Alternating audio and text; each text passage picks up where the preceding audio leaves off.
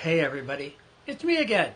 It's Charlie, the commie preacher, the organizer of the Church of the Revolution.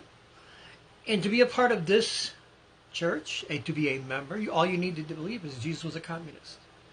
You could be an atheist and still believe Jesus was a communist. You don't have to believe anything else about Jesus. We are not an ordinary church. We are a church dedicated to the liberation of all humanity from systems of oppression and domination that we call loves communism, a global liberation of all humanity. So tonight I'm going to do my second video, and I really sort of struggle with what exactly to do. But I have decided that I'm going to talk about the death systems. That's a term that I coined a few years ago as I was trying to understand the intertwined systems of oppression that we face in our world. And this is not an ordinary kind of communism understanding that focuses only on the economic or only on the political or maybe a mishmash of the two. But my understanding of death systems is that there is at least an eightfold interlocking systems of oppression in our world that those who fight for the freedom of all humanity, of all living creatures, that struggle has to take place against an eightfold system of death. Excuse me for a second here. Sorry, I couldn't block that. One of the downsides. I don't like to have a mute button like I have on Zoom. Maybe I should do this on Zoom. All right. I keep these videos informal. I do them in kind of a one-take setup. If I don't like the take I did, I start all over. And I try to keep these under half an hour because, that's sort of podcast rule of thumb. Half an hour is enough to get you from where you're leaving in the morning to where you're going to work, usually. Some people it takes less than half an hour, but if you go an hour, most people are like, I don't have time for the rest. So we're going to keep them right at around a half an hour. We may do some other things like live streaming, etc. That will be different.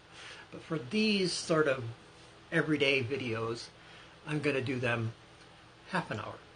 So talking about the death systems. What are the death systems? I actually did a little funny thing here, and you probably won't be able to hear this, but I'm going to try anyway. Now my tablet's screwing up. I have to wait for a minute.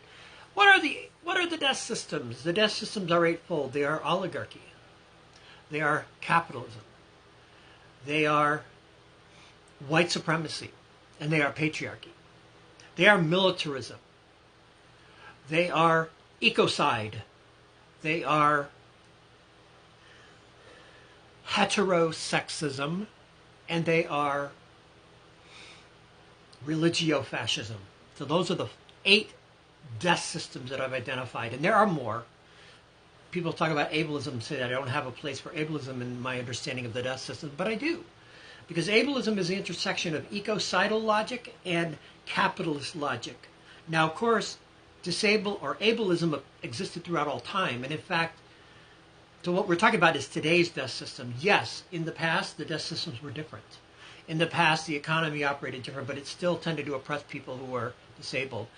Yes, in the past we had a different relationship to the earth, but it still tended to oppress bodies that weren't normally, quote, normally able, the blind, the cripple, and the disabled. They basically were treated as subhuman, and that is ableism. And that, as I say, is a ecocidal perspective against nature, against the way people are born and not accepting them as they are, but wanting them to conform to some sort of human concept of a human construction, authoritarian concept.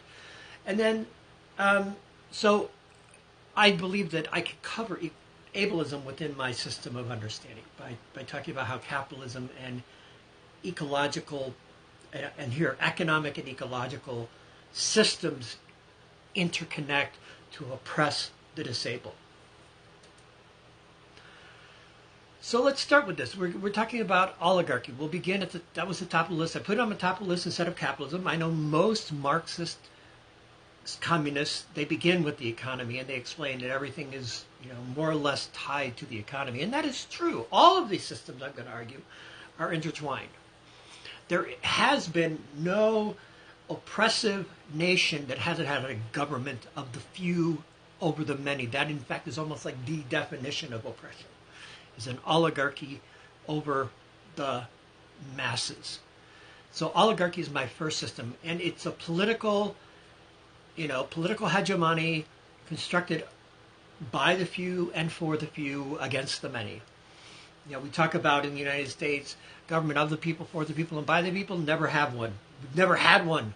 There's never been a government of the people, for the people, and by the people. Not even in this last election when, like 80 million voted for Biden and 74 million voted for Trump, but there were still a huge number of people who didn't even bother to vote because they feel shut out by the system.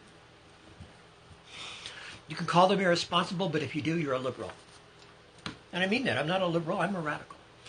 All right, let's. So the oligarchy is, I would argue that this is in a certain sense a core kind of oppression that even capitalism operates on oligarchical principles.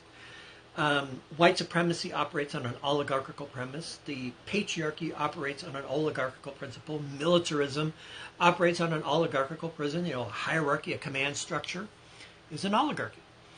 So oligarchy is one of the most pervasive ways of dominating a society, and it applies in a variety of domains. The second one we're going to talk about is the one that you would assume, because I'm a communist, I'm opposed to capitalism. So capitalism is the next system. But I want to be very clear about how I understand capitalism. I understand capitalism in a way that is, I believe, fundamentally Marxist. Even though I don't say I'm a Marxist. I buy on one thing, I absolutely believe I am in agreement with Karl Marx and with other Marxists I know who take this understanding of capitalism, because there are ways to misunderstand capitalism, to think you know what you're talking about when you talk about capitalism. But we need to be clear about what capitalism actually is so that when we destroy it, we know that we're not accidentally reinventing capitalism. So capitalism operates this way. Private wealth, owners of private wealth owning the means of production, that is the way of creating everything we need for life, as well as other things that are less essential but still needed or not. There are luxury items, but so capitalism is when a group of wealthy people own the means of production, and then they hire the mass on a part-time basis to use the means of production to create commodities. This is straight out of Das Kapital, Volume 1, Chapter 1 by Karl Marx. And that, to me, is the essential definition of capitalism. There are plenty of other economic systems throughout history. They don't operate the same way. And people talk about capitalism being consumerism, or they talk about it being any system that imbalances wealth. That's not true. Capitalism imbalances wealth in a specific modality, which is private ownership of the means of production, mass employment to produce commodities using those means of production for a wage. And all of those combined constitute capitalism. Why is that important? Well, it'll become important as we talk more about what capitalism does. Capitalism basically extracts wealth from the many to enrich the few, which other authoritarian or other oligarchical economies have done this. But the way in which capitalism does it is more productive. It actually has allowed the elimination of the necessity of poverty. And Marx talks about this. Capitalist production has amazingly made it possible to have no more poverty. And yet we have poverty. Why is that? Because capitalism cannot live without poverty. It requires poverty to reproduce itself. If everybody was well off and had enough to live on and had food and clothing, nobody would go to a factory and sell their labor to a factory so that they can make a profit. And imagine a world where nobody had to work, where machines made everything, and all humans had to do was keep the machines running. We wouldn't need to work full-time days. And the fact is, capitalism shows that is actually possible. That we could create machines, because On an assembly line, you don't need anybody with a brain to run an assembly line. You could just robotically create everything you need. And if we created an economy where everybody had everything they need created for them by machines that were maintained by humans but not run by humans, humans just had to make sure they didn't go haywire, nobody would ever have to work again. Further, we would stop exceeding the necessities of human life. We would stop creating things that people don't really need. And that would lead into ecocide. So capitalism is I call it the second death system, which is, capitalism is a modern economic system that was created in the 1800s and eventually became global. And really not until the 21st century that capitalism really became almost the default economic system on Earth. The socialist systems of, the Soviet Union, of China, of Cuba, of the Eastern European nations, all of these economies were destroyed, except Cuba and China and Vietnam and North Korea. All the others fell apart. And when they fell apart, they reverted to capitalism, and capitalism of a particularly rapacious sort with limited democracy. Now, democracy is the opposite of oligarchy, and yet the United States is actually an oligarchy, despite the claim that because we have national elections and everybody votes on who gets to be the rulers, the leaders, we don't have an oligarchy, and yet most people have almost no political power other than that one little vote. No other form of political power, and the people who get elected in have more or less unlimited political power as a collective. So it's still an oligarchy. And when the Soviet Union was dismantled and the economy was replaced with for-profit, individually, privately owned businesses, the poverty rate spiked. Whereas before, most people were well off. There were very few people living in anything like poverty. Nobody was homeless and on the street in the Soviet Union. I'm not saying the Soviet Union was a paradise. It wasn't. But it had very few of the economic problems that we have here in the United States that they now have in the Soviet Union, or actually in the former Soviet Union. Again, I'm not defending the Soviet Union. There's lots of problems.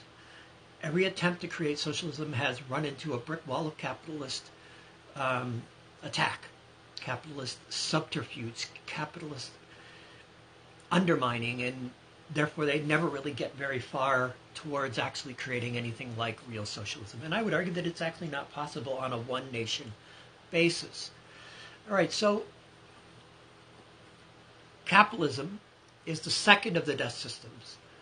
But again, there's only one death system, and it's interwoven with all of these means of life.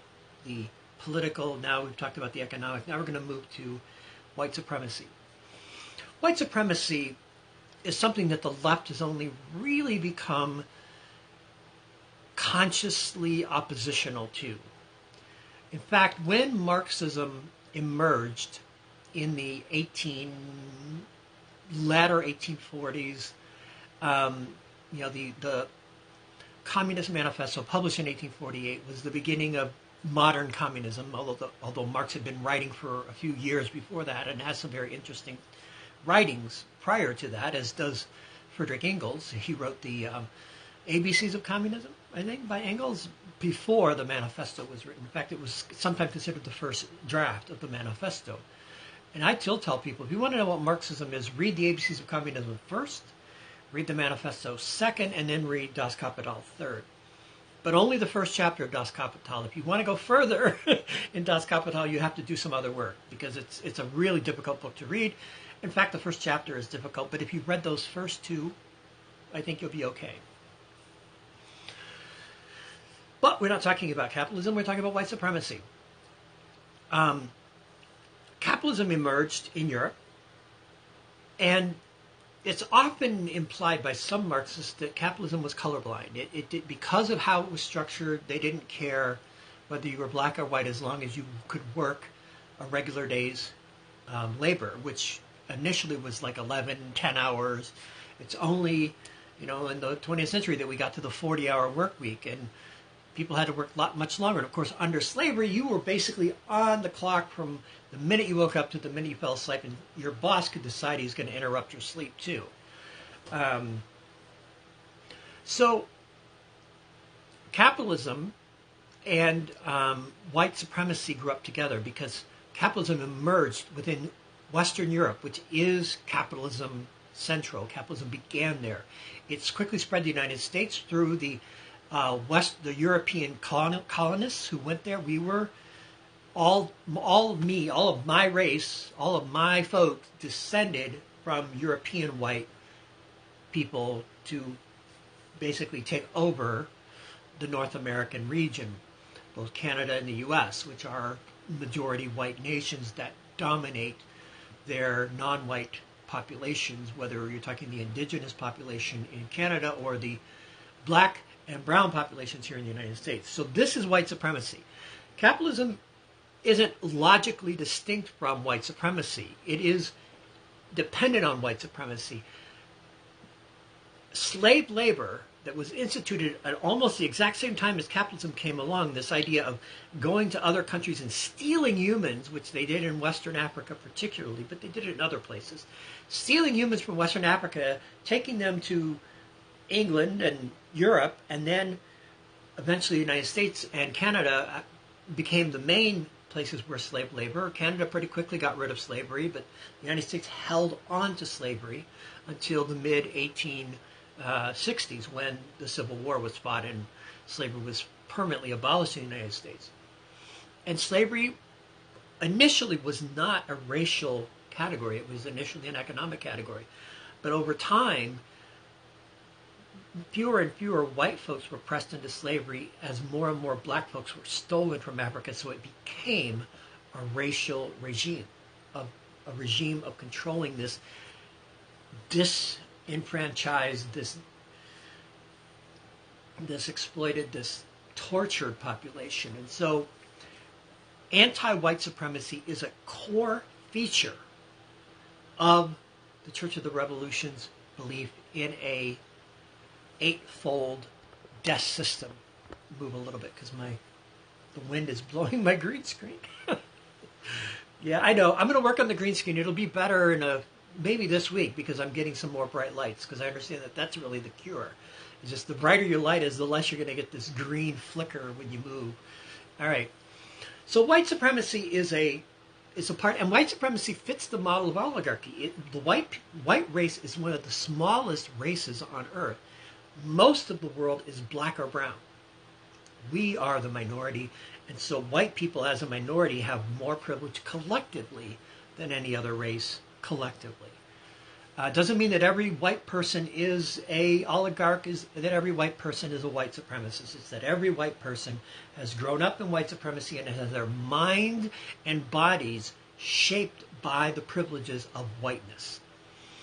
If you look at statistics in the United States, death rates climb the darker the skin population is. In other words, I live in the city of Chicago. There are neighborhoods that are 99% white. There are neighborhoods that are 99% black. The death rate in the 99% black communities, zip codes in Chicago, have a life expectancy up to 10 years less on average than the 99% white neighborhoods. So don't tell me that race is purely a construct. It has deadly consequences as a system of social control.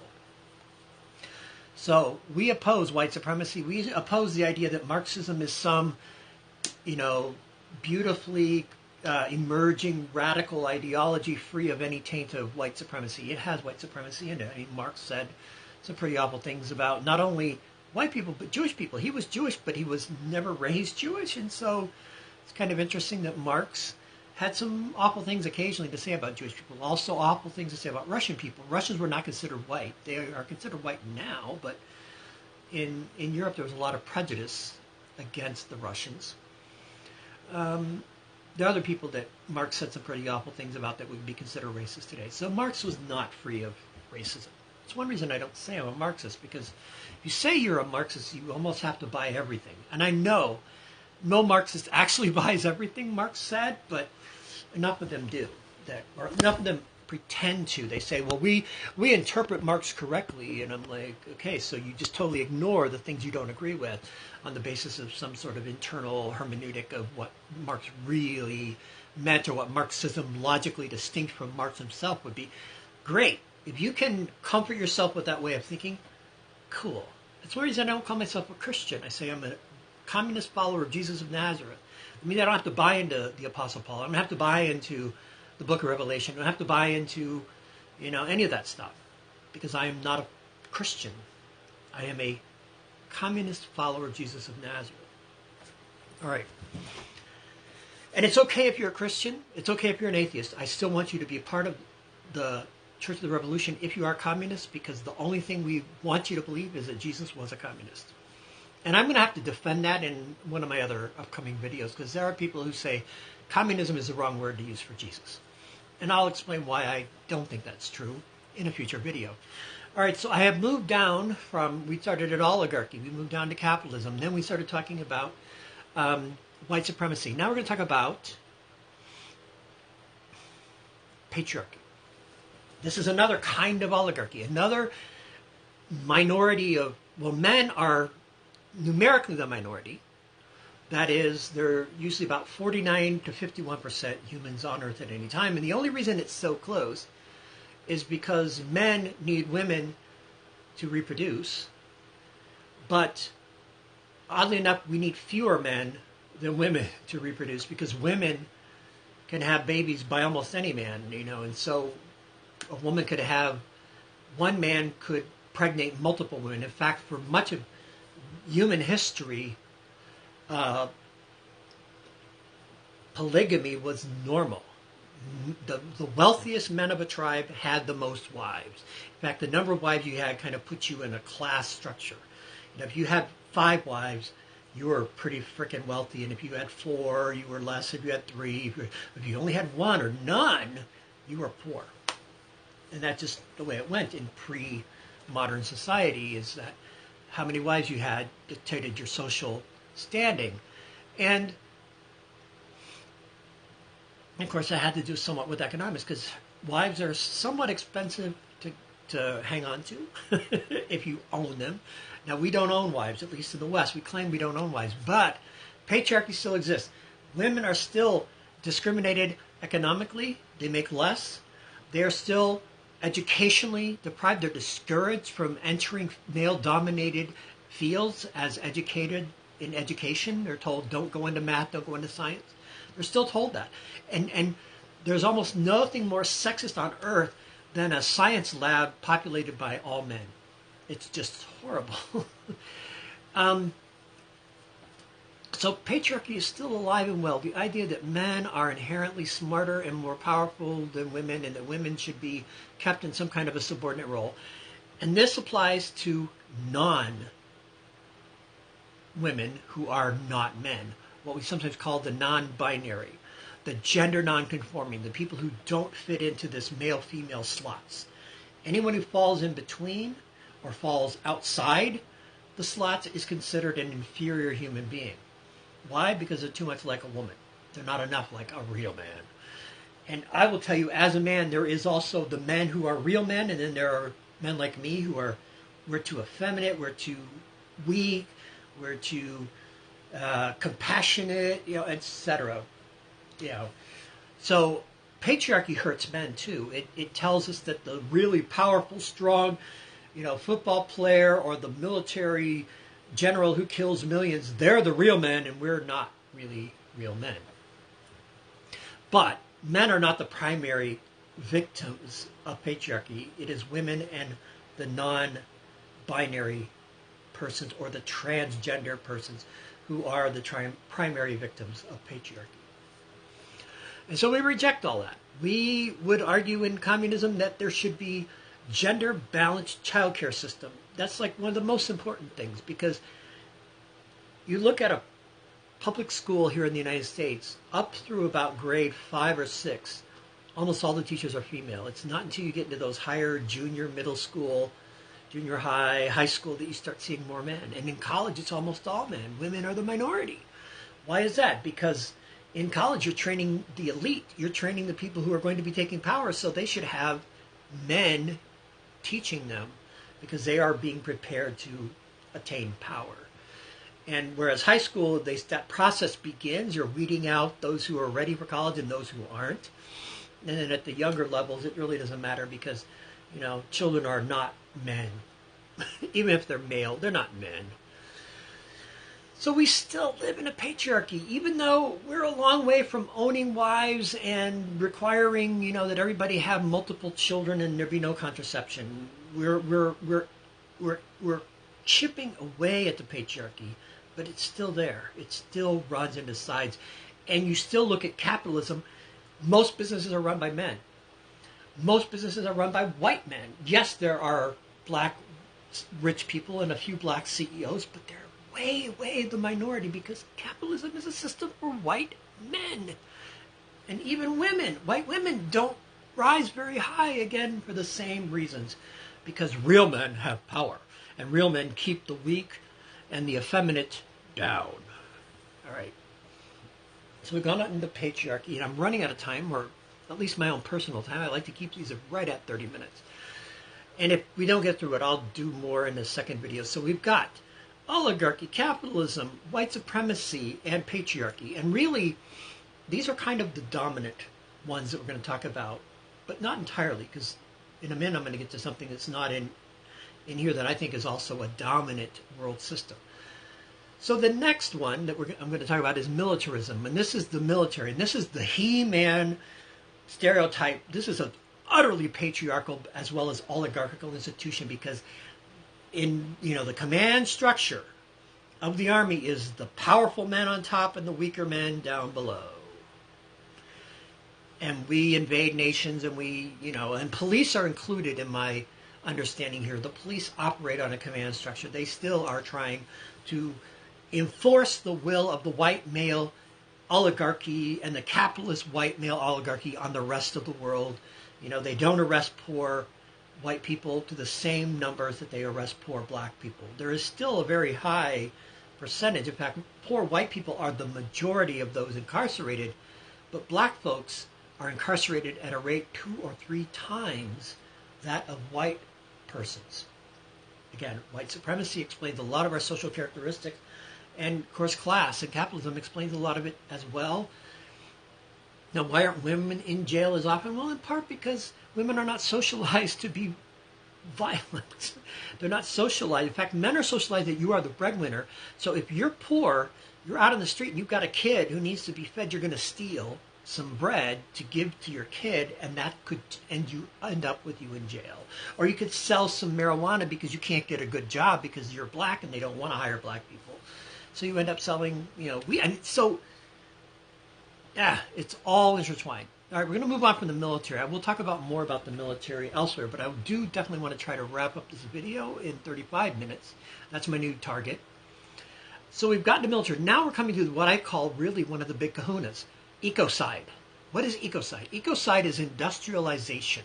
Ecocide is a system that extracts resources and depopulates ecosystems, drives out all the species that are living there already and living in somewhat harmony and fecundity, and says, we want the materials that you have. We want your rocks and your minerals and your precious metals and your trees. We want to turn the trees into paper and building materials, and so we destroy ecosystems in the name of profit using industrial technology. So industrialization is the death system, but I call it the system of ecocide. And when you broaden it out, everything in a certain sense is ecocide.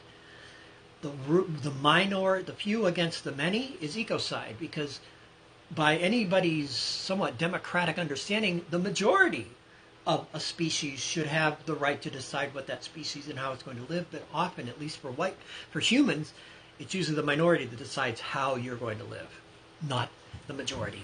The majority are given a very narrow range of choices, like an election. You can either be this or you can be that. But rarely is it enough room for everybody to be really wealthy. There's never enough room for everyone to be wealthy in capitalism. So ecocide is, to me, in some sense, the master perspective, because it looks at the entire planet and says, what's going on here in terms of livability, of viability. And as a death sentence, ecocide is the core death sentence. Yeah, the core death system that encompasses all these others: oligarchy, capitalism, white supremacy, patriarchy, militarism. And the last two that we're going to talk about is heterosexism. Now you may be wondering why I put this in here, because not only, as we talked about patriarchy, is that women as a gender and those who are not men as a gender, including trans and non-binary persons, they are oppressed.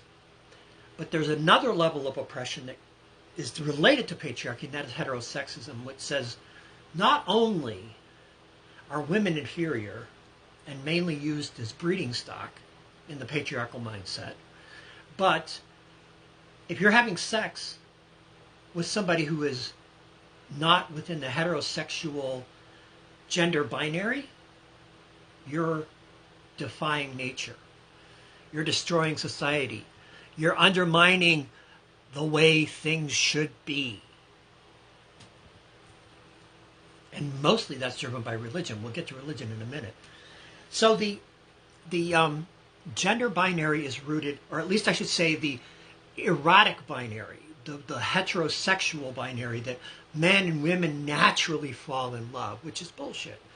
Women tend to fall in love with men because they realize that at a subconscious level that, men are desirable. Men can give them power that they can't get on their own. And I hate to say it, but that is often a reason.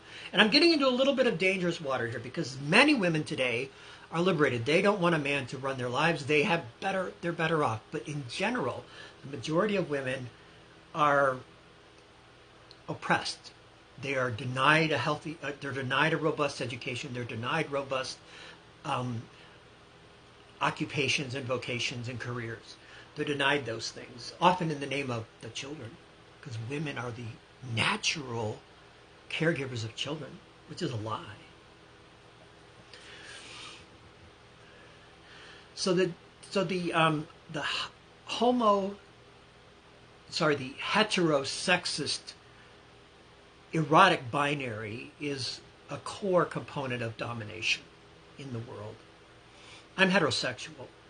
I have no idea if that's because I was raised male and raised to love women, because I know plenty of my male friends who women just don't turn them on and they're not interested.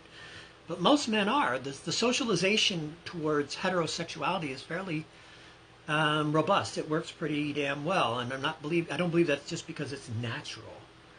But be that as it may, and we'll maybe deal with that at another. So I have literally one more death system to talk about, which is actually part of one death system, but it's a component of the death system, and this is religio-fascism.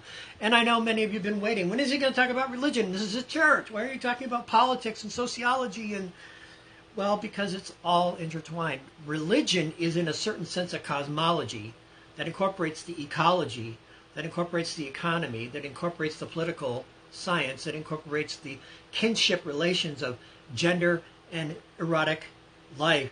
So it's all buried within a cosmology, and that's what religion is about. Religion is a cosmological perspective. God created the heavens and the earth, according to Genesis 1, chapter 1, verse 1. So religio-fascism basically says, well, we've got a God in above, and then below him are the best humans, and below them are the worst humans. So it's another oligarchy. The one God is the dominator of the whole earth. And believe me, I wish it weren't true, but various forms of polytheism have the same, like the gods are an elite, and below them are the strong humans, and below them are the weak humans. And then below them are usually the animals. Religio-fascism is a powerful force here in the United States. This idea that an all-powerful God means that God is on the side of the powerful, which is, Jesus would have said, no, I am on the side of the poor. I am on the side of the oppressed. I came to liberate humanity from class and oligarchical domination. That's like at the core of his mission. If you read the Gospels, and we will do so in a future episode, we'll begin to take a look at what the Gospels have to say about all this stuff. But I wanted to get it out here. Why did I want to do the death systems first? Because my experience with creating a congregation, attempting to create a congregation, which I've been doing for almost a decade at this point, is that people need to know whether they will be accepted or not, whether they will encounter prejudice and discrimination. Will they be discriminated because of their race? Will they be discriminated against because of their gender? Because of their sexual orientation? Will they be discriminated against because they are poor? Will they be discriminated against because of where they're from? And to all of that, we say no. That is death system thinking that excludes those kind of people from a religious community. We are a universalist, libertarian, liberationist religious community. And the death systems is how we keep track of how we correctly embrace people. If you're a Nazi, that means you bought into the religio-fascism on some level. We're not interested in you if you're a fascist. Go somewhere else. And you can say, oh, but that's not tolerant and liberal. Have you not been listening? I'm not a liberal. I've never been a liberal. I'm a radical. I'm a revolutionary. And I don't have any problem punching fascists and keeping them out of my church because they hurt people. They hurt people of color. They hurt people of Jewish descent. They hurt women. They hurt African Americans, black, indigenous people of color. I don't want no fascists in my church. You can just get the heck out right off the bat. If you want to change, if you want to release yourself from fascism, we'll have a conversation. But I'm going to be careful to keep you away from people you might hurt as much as possible, because that's me using my white male privilege in the way Jesus intended it to be used. So this is a church that I want to be safe for all kinds of people, whether you're an atheist, whether you're a Christian, Jewish, Buddhist, Hindu, anything else. As long as you're not a religio-fascist, as long as you don't defend oligarchy and oppression, you're welcome in this church, because we are a church for the masses. And so I didn't make it to 35 minutes. I'm coming right up on 40 minutes, and I think I'm okay with that. I hope you like this video, and the next one will be on the opposite. What are the life systems? What is the Church of the Revolution for? And just to give you the preview, we are for radical democracy. We are for communism, loves communism. We are for gender revolution. We are for, sorry, it's been a long day. We are for gender revolution. We are for anti-racist, intercommunal relationships around the globe between blacks and people of color and white folks taking their role as a minority, which is what we should be doing all along instead of trying to rule. We are against the military systems of this world, whether they're, the police or the army or the Air Force. We don't hate these people. We just say you might need to unlearn some stuff before you're ready for the Church of the Revolution. The next system that we are for a world peace, a world peace of a world of global peace and justice, which can't be brought about by militarism. Doesn't mean we might not need a people's army. We might, but even that will be carefully monitored by the people themselves who are in charge under radical democracy. Religion will be universalistic. It won't be based on, do you believe 10 impossible things before breakfast? If you care about where you're going to go when you die, cool. Care about that. We're concerned about what happens while we're alive, because that's what Jesus cared about. He preached almost nothing about heaven. There's like maybe 3 passages in all of the 4 Gospels that talk very much about what happens when you die. And those are debated by scholars. Running up on 40 minutes. So I have said, we are for radical democracy. We are for loves communism. We are for gender revolution. We are for multiracial intercommunalism. We are for just peace and justice and love rather than militarism. We are opposed to ecocide. We want a planet that is livable and survivable for millennia. Until the sun goes nova and wipes out the earth, we want people to be able to live there until we can figure out how to live in space. But that's a whole other piece of speculation we won't deal with right now. So the Church of the Revolution, what we are for is the communism of love.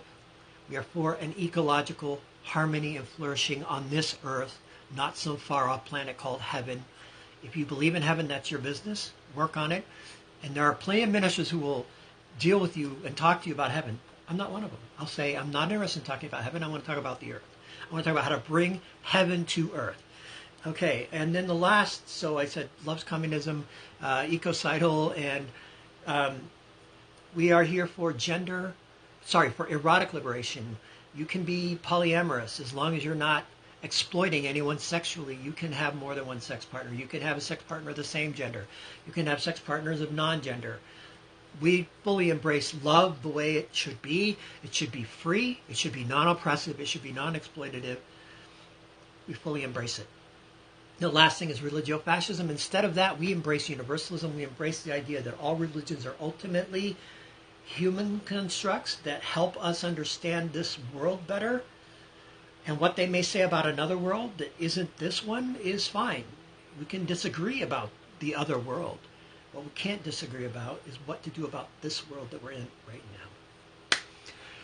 Again, this is Charlie the Commie Preacher. I'm going to say good night. This video went longer, and I imagine I'm going to do longer videos every now and then just because I am talkative and I can't resist rabbit trails. And I'm not at all self-conscious. I am happy to be here. I am excited about this channel. I do have a Patreon. I will include that link on my YouTube page. Please consider becoming a supporter of the Church of the Revolution. The Patreon page is Radical Righteous Love, or you can just look up /CommiePreacher on Patreon if you'd like to support me. Hey everybody, have a great tomorrow. Love and revolution, baby.